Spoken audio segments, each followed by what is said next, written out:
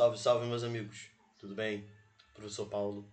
Passando aqui com uma ideia que surgiu, recentemente, que é de trabalhar com vocês um curso já de forma intensiva desde agora, do mês de janeiro, finalzinho agora, início do mês de fevereiro, trabalhando a partir da resolução de questões. Claro, não é só chegar aqui e te dar o gabarito das questões. É claro, colocar a lista na nossa página de membros no Hotmart. É corrigir essas questões com calma, trabalhando os conceitos, mas acima de tudo, a partir da resolução dessas questões. Tudo bem? Então o objetivo desse mini curso é ajudar você que já vem se preparando há algum tempo para essa prova da ESA. Tudo bem? Que é você, aluno, que já tem o conteúdo em mente. Tudo bem? Aqui é para você. Beleza? Vem pra gente se sair bem nesse ano de 2025 no nosso concurso. Tudo bem? Lembrando sempre, prova da ESA, perspectiva ali entre os meses de setembro e outubro, uma parte das vezes em setembro. Tudo bem? Bom, vamos lá para a gente entender qual a nossa proposta inicialmente. Bom, nossa proposta inicialmente, como citado, começamos com a ideia de um curso intensivo, tudo bem? Voltado para a ESA, onde nós teremos, dentro da nossa página de membros do Hotmart, primeiro, uma parte dedicada somente à resolução de provas anteriores, que inclusive é a de hoje, tudo bem? Resolveremos a prova do ano passado, de 2024. E claro, além das provas anteriores, utilizar a resolução de questões também para questões idênticas à da banca da ESA. Tudo bem? Vamos ter ali, por exemplo, resolução de questões da SpaceX. Tudo bem? Resolução de questões, por exemplo, do Colégio Naval, que são um pouco mais longas, mas traz ali uma base conteudista muito bem parecida com a ESA. Tudo bem? De outros vestibulares também, de outras bancas de forma geral. Beleza? Bom, dito isso, nesse processo de apresentação, como citado, o objetivo é trabalhar somente a prova ali de 2024, que teve alguns problemas relacionados a ela, envolvendo principalmente o edital, livros utilizados no edital. Tudo bem? Bom, para que a gente possa, a partir dessa aula 1, que inclusive será disponibilizada no YouTube, entender como funciona, qual a ideia que a gente tem para o funcionamento dessa aula. Bom, vamos lá. Começando com a questão que gerou debate em relação aos professores de História na prova do ano passado. Tudo bem? Relacionado ao governo FHC, uma questão trabalhando Nova República. Tudo bem? Bom, vamos lá. O governo Fernando Henrique Cardoso, FHC, foi caracterizado por vários economistas como um governo neoliberal. Bom, antes de qualquer coisa, quando ele cita aqui governo neoliberal, a gente precisa ficar atento a algumas coisas. Olhando para o Brasil, essa ideia do neoliberalismo, ela é iniciada a partir do presidente Fernando Collor de Mello. Tudo bem? A partir do presidente Fernando Collor de Mello, no ano de 1990, quando nós temos a adoção dessas medidas neoliberais no Brasil. Lembrando que o neoliberalismo ele traz como característica ali o ano de 89, a partir do consenso de Washington, a reunião das grandes potências do planeta, que tinha como objetivo criar métodos para que países que sofreram com o processo de Guerra Fria, principalmente os países da América Latina, conseguissem se recuperar. Tudo bem? Para esses países se recuperarem, eles precisariam aderir às práticas neoliberais. Tudo bem? Baseada, claro, na redução da intervenção do Estado na economia, o menor papel do Estado, flexibilização de leis trabalhistas, ambientais de forma geral. Tudo bem? A entrada de capital estrangeiro, a facilidade para a entrada desse capital estrangeiro e assim por diante. Tudo bem? Isso adotado pelas potências em 89, no chamado Consenso de Washington, ou melhor, adotado não, proposto. Tudo bem? Proposto dessa forma. Beleza? Em 89, o Brasil adota em 1990. Lembrando que no Brasil, nessa nova república, nós tivemos eleições em 89 com a vitória de Fernando Collor de Mello sobre Luiz Inácio Lula da Silva no segundo turno. Beleza? Bom, e para a gente finalizar, né, governo FHC, governo caracterizado por esse neoliberalismo, tudo bem? Continuando. Uma das condutas do governo que mais contribuiu para essa caracterização foi a privatização de empresas estatais. Correto também, que a gente cita algumas empresas que foram privatizadas, não só no governo FHC, mas em todo esse processo, principalmente ali do governo Collor, do próprio governo FHC, como por exemplo a Uzi Minas, tudo bem? Como por exemplo a própria Eletrobras, beleza? A própria Telebrás também, tudo bem? Além, claro, do processo, por exemplo, de tentativa de privatizar a própria Petrobras. É o momento que a Petrobras se torna uma empresa de capital misto, tudo bem? Claro, a maior parte das ações ainda controlada pelo governo brasileiro, ok? Bom, a CSN, né, vale sempre destacar a CSN, a própria Vale, privatizadas nesse contexto, tudo bem? Da década de 90. Bom, um exemplo de empresa estatal privatizada do governo Fernando Henrique Cardoso foi Petrobras. Ela não é totalmente privatizada. A gente precisa destacar isso. Tudo bem?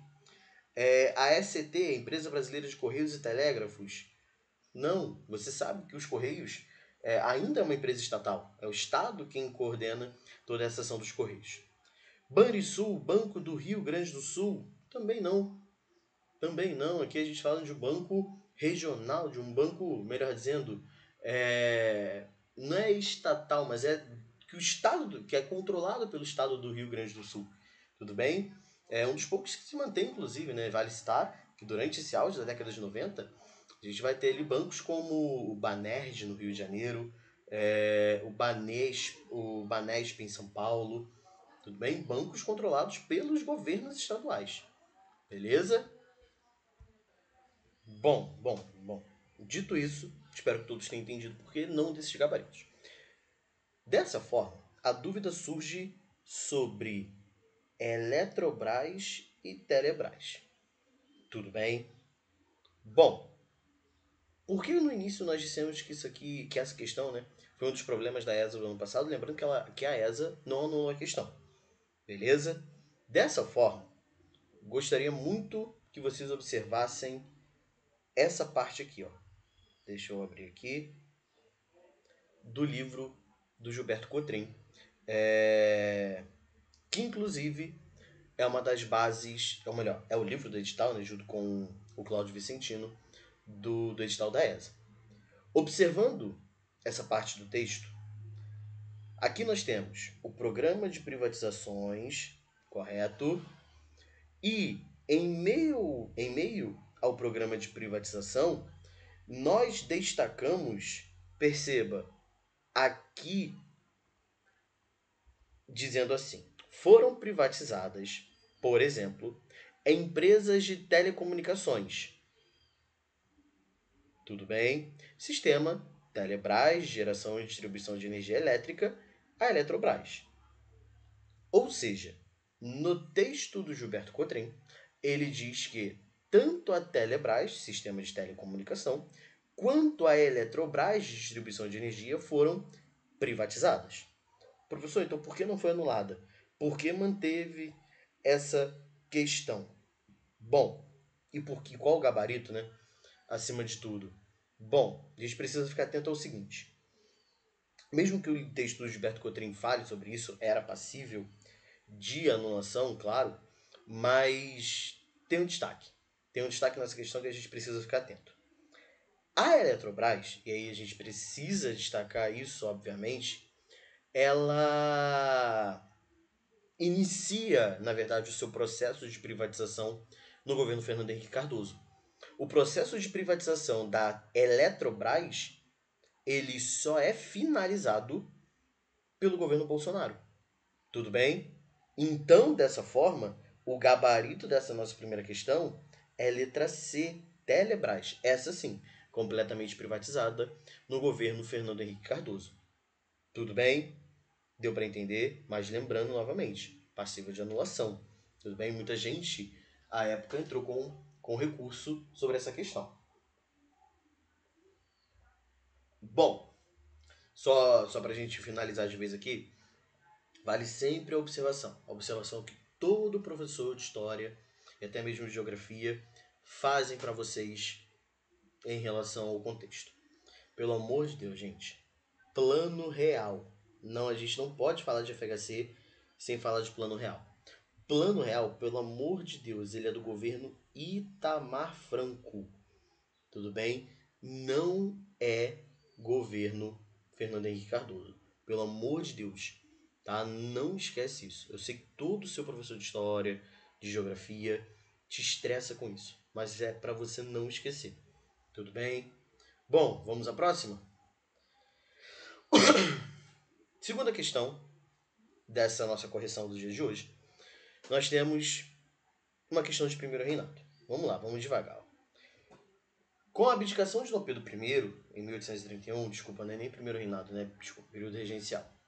Com a abdicação de Dom Pedro I, em 1831, lembrando que naquele contexto da abdicação do imperador, ou seja, no momento que o imperador decide retornar a Portugal, existem vários motivos que levam àquilo, né? Existe a questão da pressão política envolvendo os partidos português e brasileiro, tudo bem.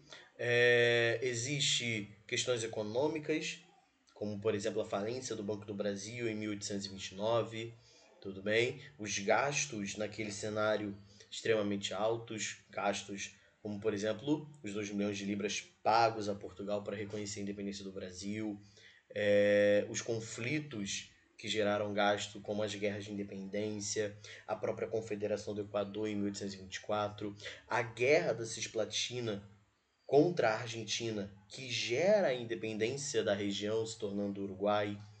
Tudo isso, gente, gera gasto num contexto onde o Brasil, mesmo que a cana-de-açúcar fosse o principal produto na pauta de exportação, produto mais exportado, melhor dizendo, mas ele já não tem o seu valor do período colonial. Tudo bem? Então, um valor muito mais reduzido, muito mais baixo. Tudo bem? A gente vive aqui nesse processo de primeiro reinado, de início do século XIX, para ser mais exato, um contexto de mudança econômica. Tudo bem? Mudança de produto. Né? O açúcar perdendo o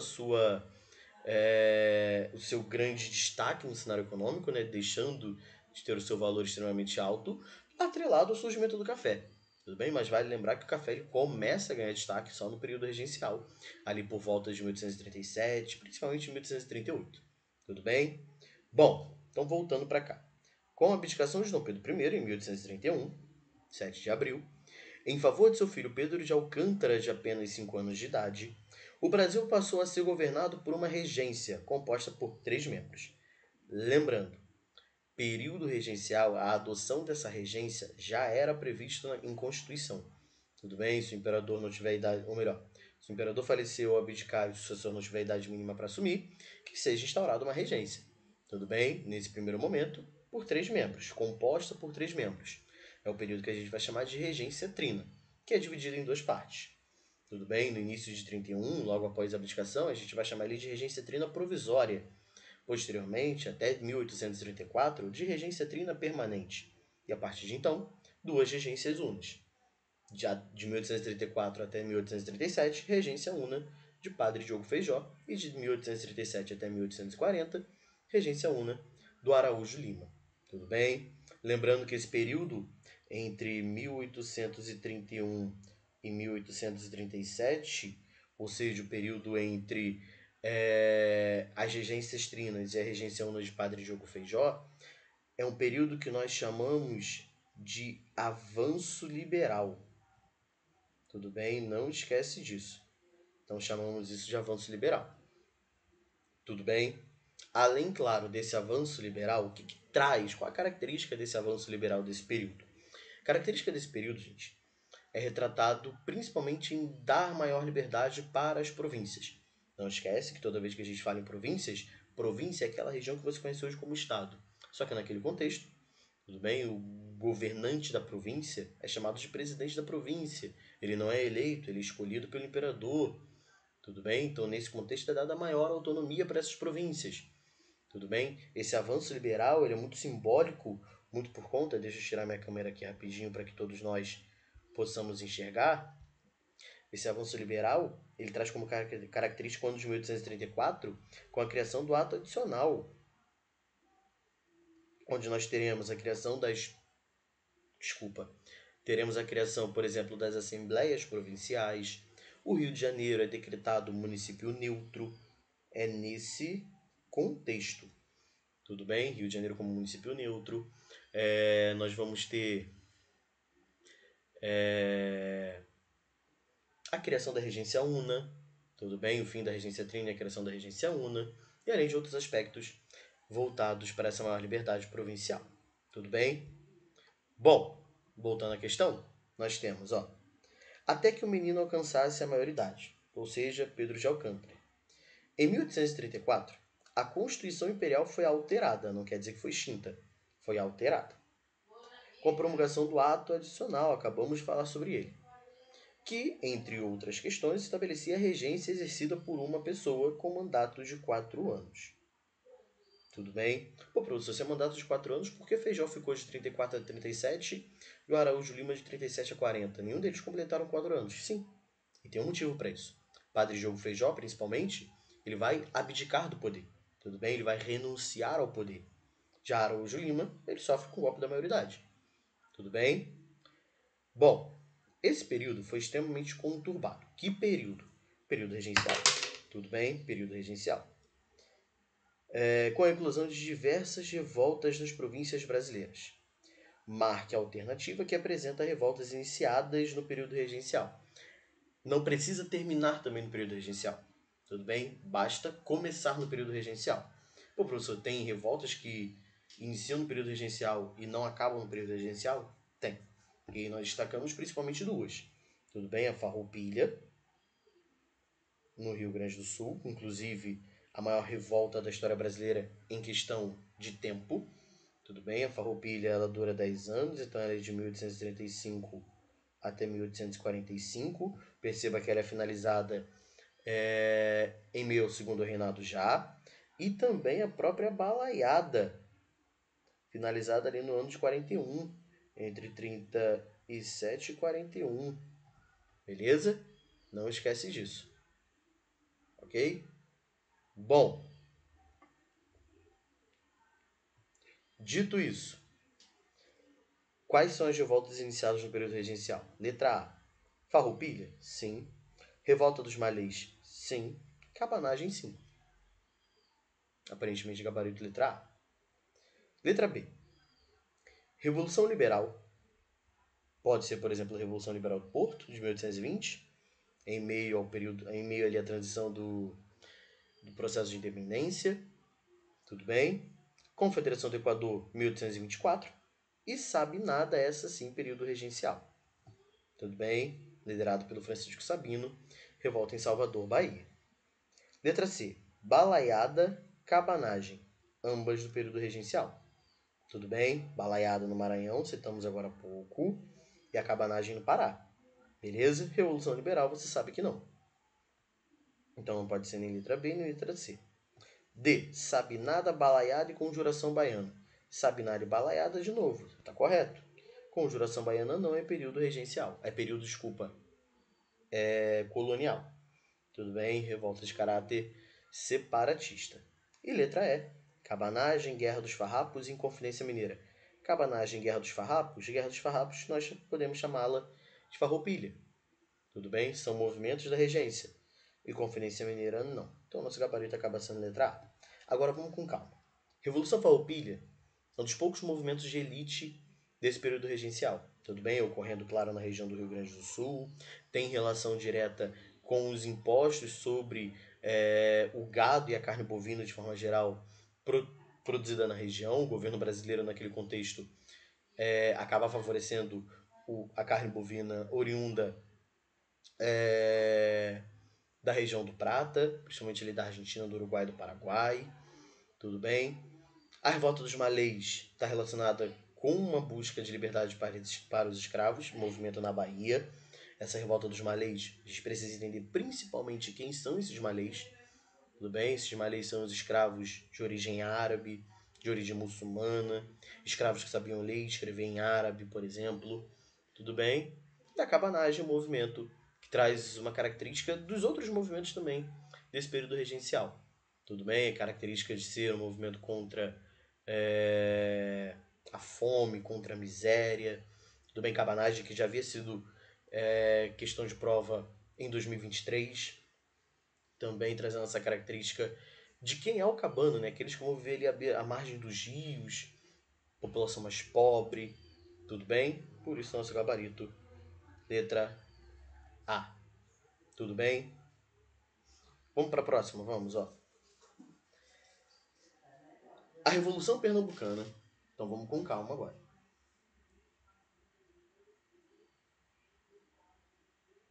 Com calma por quê?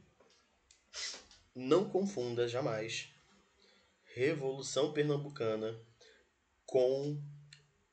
Desculpa, não confunda a Revolução Pernambucana com Insurreição Pernambucana, tá? Pelo amor de Deus. Revolução Pernambucana, como a própria questão já diz, ela é uma revolução que acontece no período joanino, então é século XIX. Insurreição Pernambucana está ligada à ideia de expulsar o holandês do Brasil, é século XVII. Tudo bem? Então não confunde, não tem nada a ver, apesar da região. Tudo bem? Então vamos lá.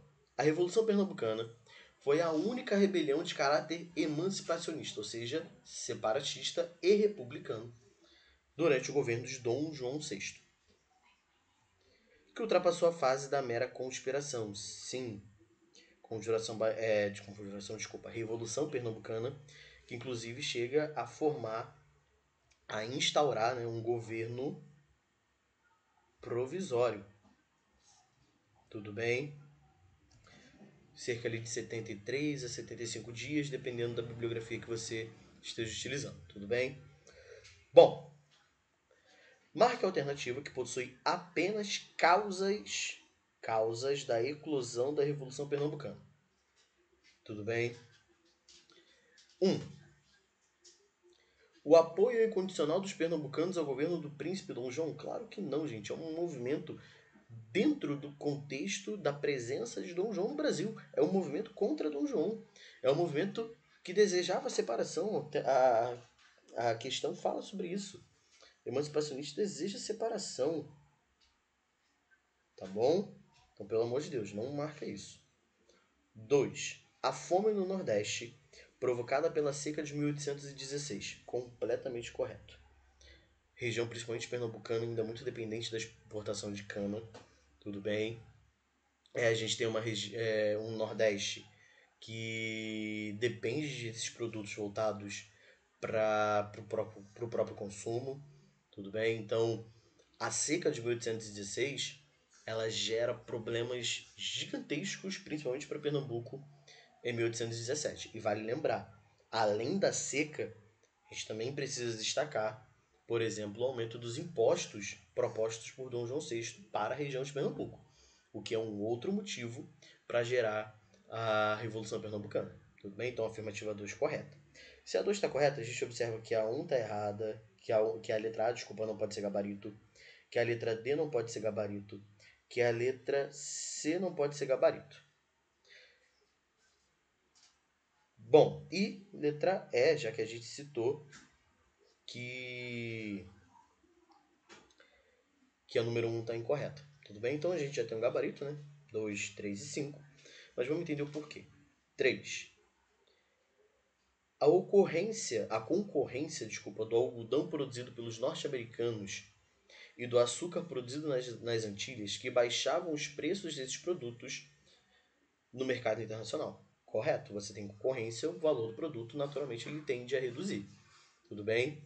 Essa questão envolvendo a cana-de-açúcar, principalmente, desde a expulsão dos holandeses. Tudo bem? De períodos ali pós-expulsão dos holandeses, o açúcar já começa a ter o seu preço reduzido, gerando, consequentemente,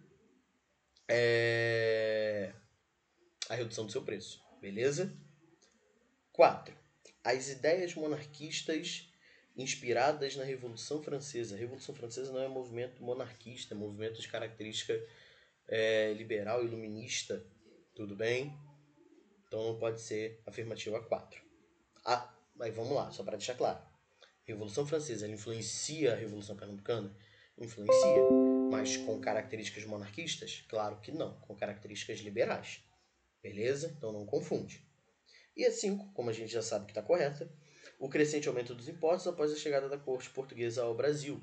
Lembrando que o contexto do aumento desses impostos está totalmente ligado ao aumento das obras no Rio de Janeiro, as reformas no Rio de Janeiro. Tudo bem? Como as casas de banho, Casa da Moeda, Casa da Pólvora, tudo bem? A própria Biblioteca Real, tudo nesse contexto. Para fazer tudo isso, era necessário ter dinheiro, então você cobra impostos da região, até aquele momento, né, ainda mais lucrativo do Brasil, Pernambuco, mesmo com açúcar em crise. Tudo bem? Então, nosso gabarito, letra B de bola. Show de bola? Acho que essa era um pouco mais tranquila que as outras duas que nós fizemos. Beleza? Próximo.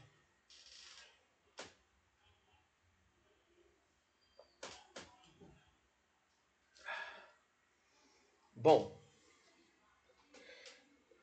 vamos lá. Acho que não tem necessidade de tirar a imagem, não. Acho que dá para ver. Durante os primeiros séculos de colonização portuguesa, o território brasileiro era povoado majoritariamente ao longo de sua faixa litorânea, desde Natal até a Cananéia. Foi só a partir do século XVII que se iniciou o processo de interiorização territorial da colônia, conforme podemos observar nas imagens ao lado.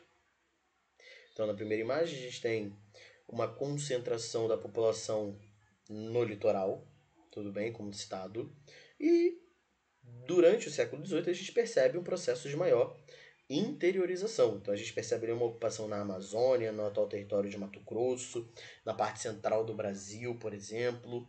A própria ocupação do sertão nordestino já se torna cada vez maior. Pergunta é a seguinte: podemos enumerar como causas que levaram os colonizadores a avançar em direção ao interior, exceto, pelo amor de Deus, gente, tá aqui, ó, ele quer a afirmativa incorreta, pelo amor de Deus, tá? É a incorreta. Bom, dito isso, letra A. O avanço da pecuária. Pecuária está relacionada a um dos agentes de expansão. Vamos só lembrar esses agentes, ó. Pecuária é um agente de expansão, tudo bem? As entradas são aquelas expedições financiadas pela coroa portuguesa, principalmente no contexto, deixa eu tirar a câmera aqui rapidinho, principalmente naquele contexto de invasões no Brasil, invasão holandesa, invasão francesa. Então, pecuária, entradas, apropriação dos jesuítas, foi mal, de novo, jesuítas, a partir da ocupação da região amazônica com a ajuda de indígenas para a exploração de drogas do sertão, tudo bem? Pecuária, entradas jesuítas, a gente pode destacar aqui também os próprios bandeirantes, tudo bem? Lembrando que bandeirantes, sua prova pode pedir, né, dependendo do contexto, como sertanistas, entra na mesma ideia, claro, tudo bem? Então não esquece disso. E em relação aos bandeirantes, a gente precisa ficar muito atento aos tipos de bandeirantismo. Tudo bem? Então, quando a gente fala em bandeirismo ou bandeirantismo, fique muito atento ao seguinte. Primeiro, quando a gente fala em bandeirismo, a gente está falando da ação de bandeirantes que não possui financiamento da coroa. Tudo bem? Financiamento privado. Então, esses bandeirantes eles são de característica, primeiro, sertanismo de contrato, ou seja, o próprio nome já diz, né? Vão atuar ali na região do sertão, com o objetivo de procurar escravos fugitivos, tudo bem? De destruir quilombos também. Então aí a gente destaca, claro, a destruição do quilombo dos Palmares. Além do sertanismo de contrato, a gente também pode destacar o bandeirantismo apresador, pode ser chamado de apresamento, ou como a ESA cobrou nas suas provas mais recentes, como bandeirismo de preação, tem o objetivo de procurar indígenas e escravizá-los. Tudo bem? Não esquece disso. E por fim, puxar aqui de trás, além do sertanismo de contrato, sertanismo de preação, a gente tem também aquele responsável por buscar metais preciosos. Tudo bem? E claro, esses responsáveis por buscar metais preciosos, principalmente ali atuando na região do centro-sul brasileiro, né, principalmente a região de Minas, nós precisamos destacar os, os bandeirantes prospector, são chamados assim, né? Desculpa, deixa eu apagar aqui. Prospector ou de prospecção. Esses, como a gente já citou, vai ter ali a função de procurar metais preciosos. Tudo bem? Não tá certo aqui, saiu agora. Beleza?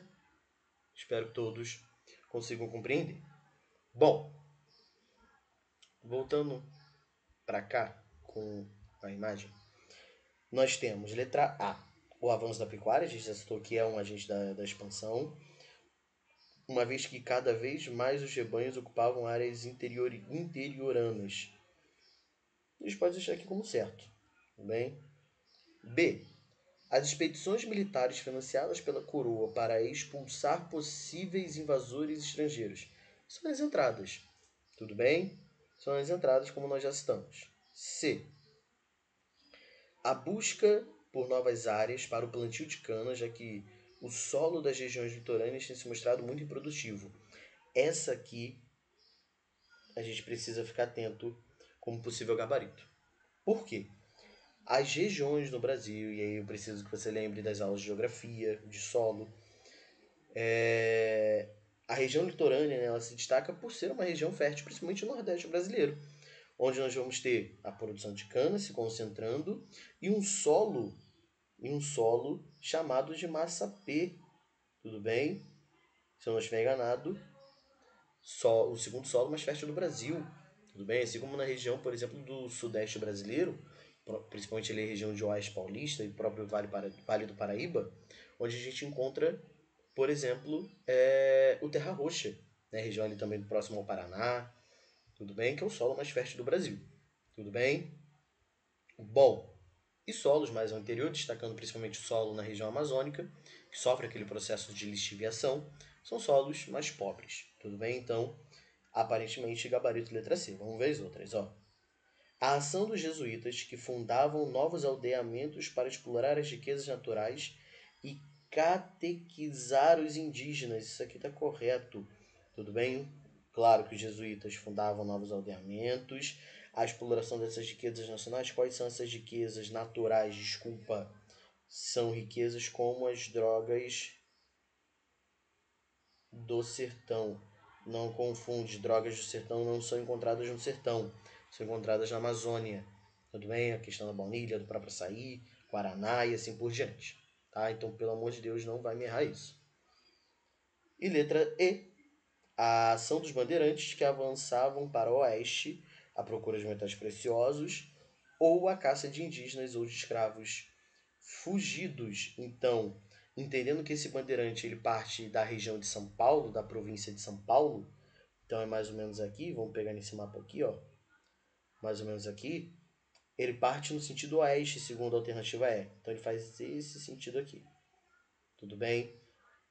Inclusive, vale destacar, né, o sertanista de contrato, ele vai fazer este movimento aqui, né, em direção ao sertão, o de prospecção em direção ao interior, então essa região mais central do Brasil, região de Minas, Mato Grosso, Goiás, principalmente, e o apresador ou sertanista de preação, mais a região sul, principalmente a região do Paraná, em busca de indígenas para escravizá-los.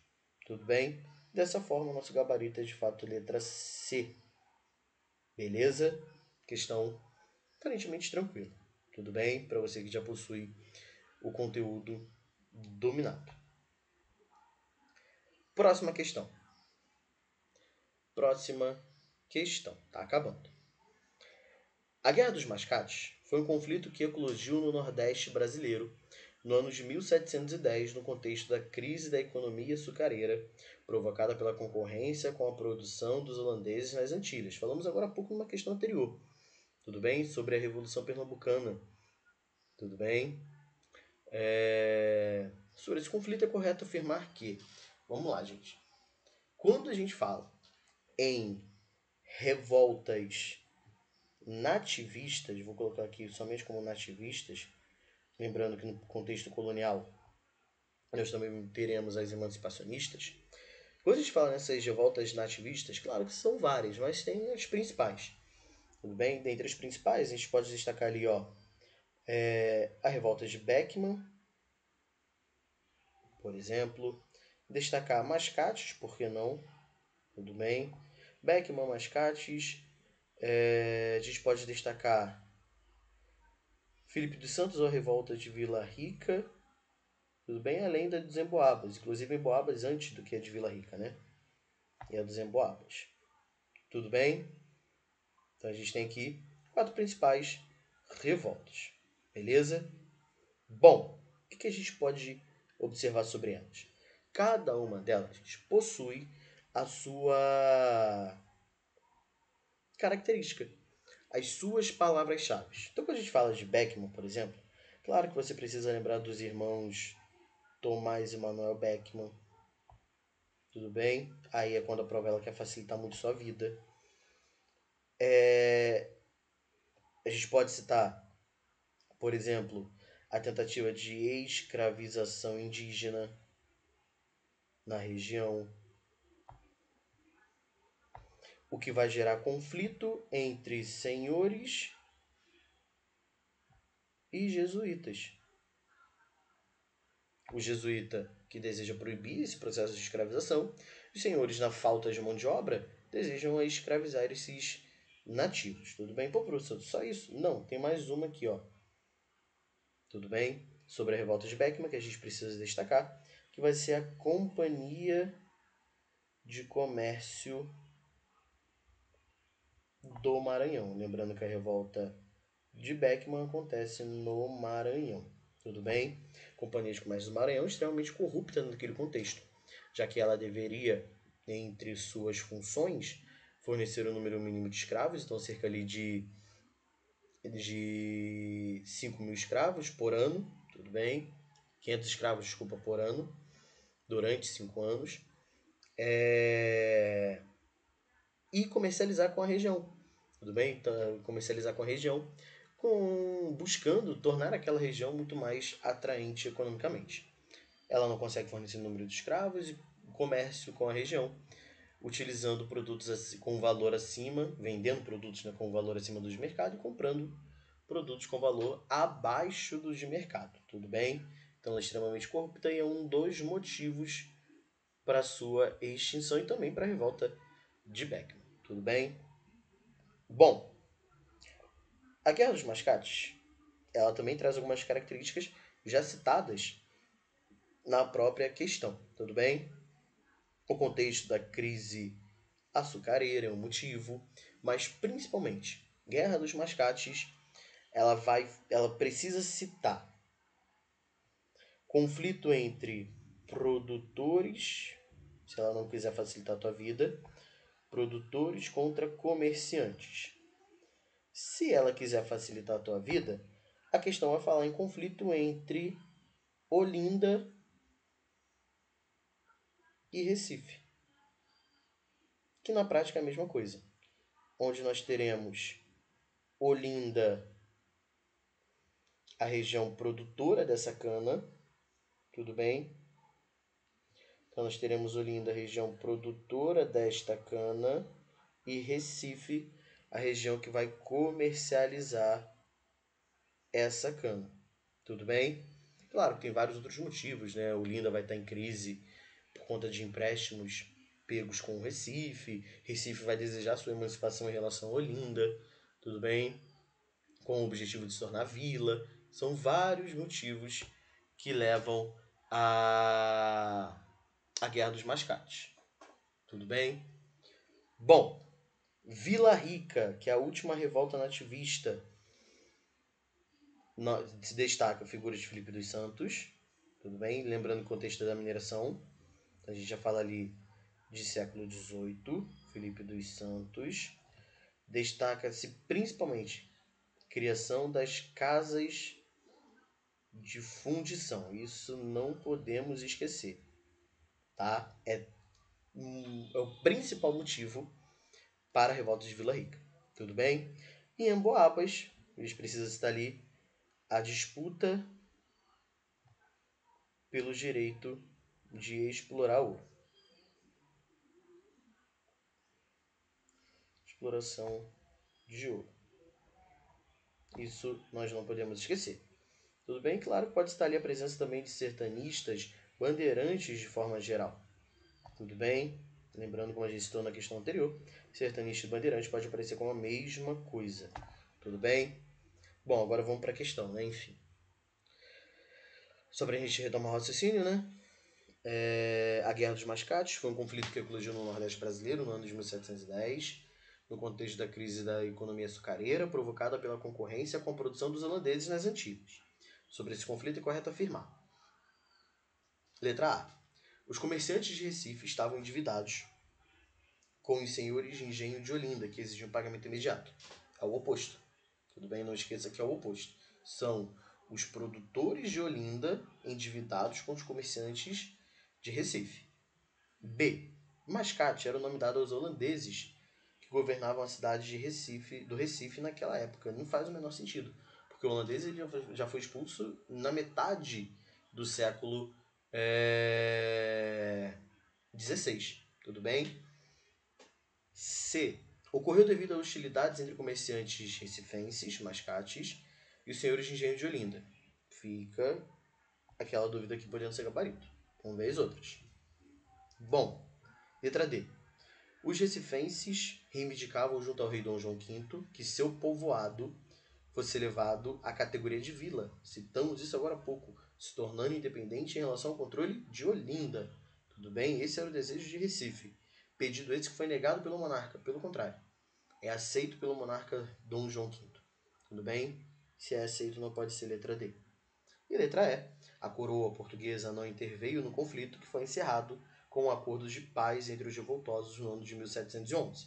A coroa portuguesa não interveio? Claro que ela intervém. Tudo bem? Uma das formas de intervir é, por exemplo, aceitando o pedido dos recifenses. Tudo bem? O gabarito vai acabar sendo letra C, como nós já havíamos citado. Tudo bem? Gente, revoltas nativistas não se pode errar na prova da ESA. Tá? Pelo amor de Deus.